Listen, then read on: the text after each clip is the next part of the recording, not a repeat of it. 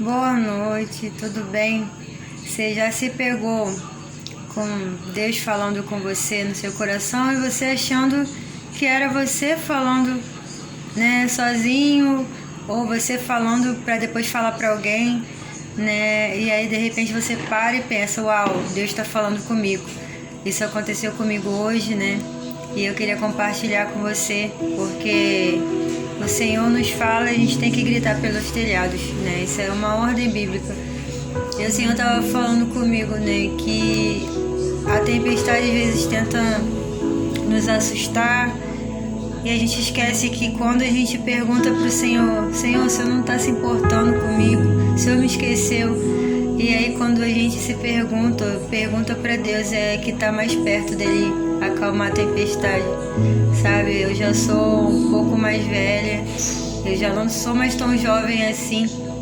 E a palavra fala, né, lá em Amós, se eu não me engano, que vai chegar dias que os jovens bonitos e as moças bonitas, né, os jovens e as moças terão sede pela palavra de Deus e não vão encontrar. Vão desmaiar de sede, mas não de água, mas da palavra de Deus, né? Água na Bíblia significa a palavra de Deus mesmo, muitas das vezes. Então, eu fico pensando, né, pensativa, como que o Senhor deve ficar enquanto a gente está preocupado em buscar aceitação, em buscar ser entretenimento para pessoas ou motivo de as pessoas elogiarem. E não é isso que Deus quer de nós, sabe? Eu abri mão de títulos faz tempo. Eu não me preocupo se as pessoas ao meu redor acham que eu sou uma missionária, ou uma evangelista, ou uma cantora. Eu não me preocupo com isso faz tempo, sabe? Porque eu tenho uma palavra.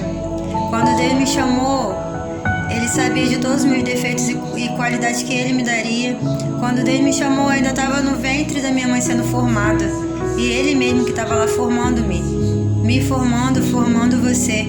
E a gente ainda está sendo formado, a gente está sendo forjado no nosso caráter, sendo moldado por Ele, né? Então a última pessoa que a gente deve se afastar é Ele, porque é Ele quem nos dá força quando recebemos palavras contrárias, é Ele quem nos dá força e reconhecimento e o entendimento de que Ele não nos descarta, Ele não nos usa para nos descartar depois.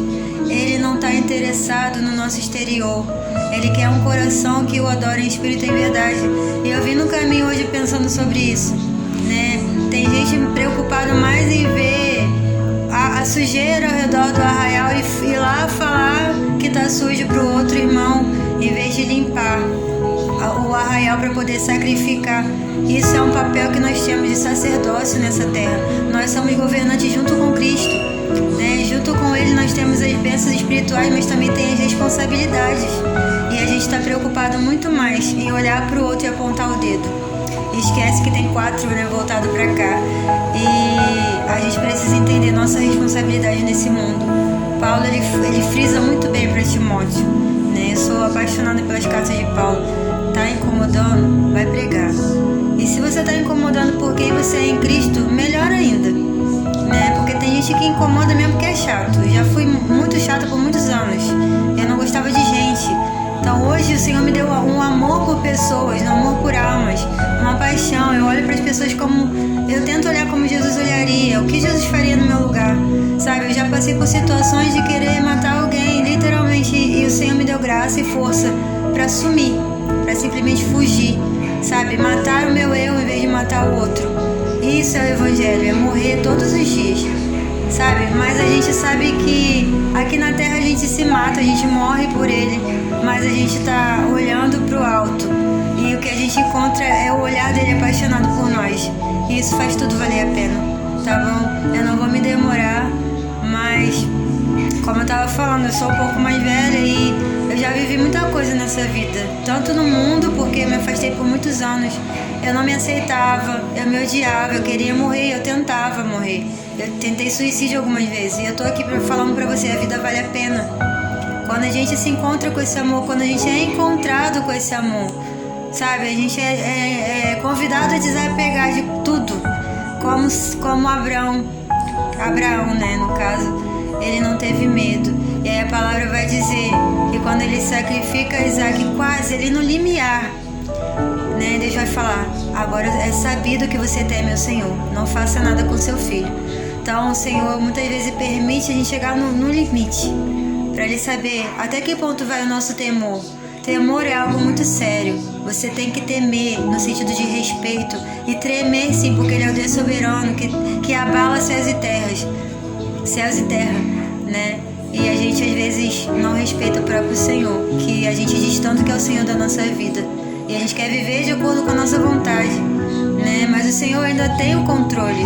A gente pode espernear, pode fazer birra, mas o controle é dele, né? E que o Senhor nos derrame graça para entendermos e ouvirmos a sua voz, como Samuel, que era uma criança. E ele, na segunda vez: Senhor, eis-me aqui, pode falar que o teu servo está ouvindo. E é isso que eu quero para minha vida, e é isso que eu desejo para a tua vida, que você esteja atenta à voz do Espírito Santo de Deus. Que Deus nos abençoe e uma boa noite.